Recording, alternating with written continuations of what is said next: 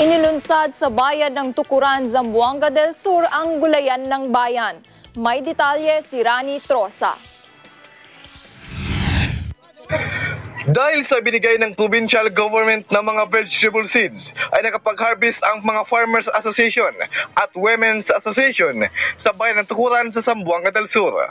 Yung mga programa namin ngayon ay pag-harvest po ng mga gulay na galing po sa pagtatanim ng mga membro po ng Kalipi, RAC at saka yung sa farmers po. So ang mga gulay po natin ngayon dito ay pupo, kalabasa at munggos.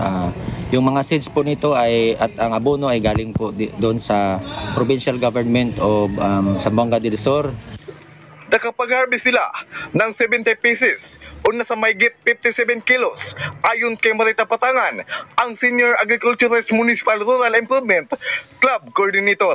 Ang layunin natin, sir, nag-harvest ng upo ngayon kasi ito na ang time na ma-harvest sila.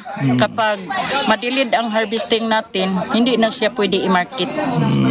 Pinangunahan ito ng MSWDO, Municipal Agriculture at LGU Tukuran. Mga buyer, lalong-lalo na po sa mga mamamayan dito sa lungsod ng Tukuran po na tangkilikin po natin ang produkto ng Kalipi, RIC at saka yung farmers po. Itong mga gulay na na-harvest namin ngayon na sana po mabili na ninyo para po na merong income po ang organisasyon po ng aming samahan.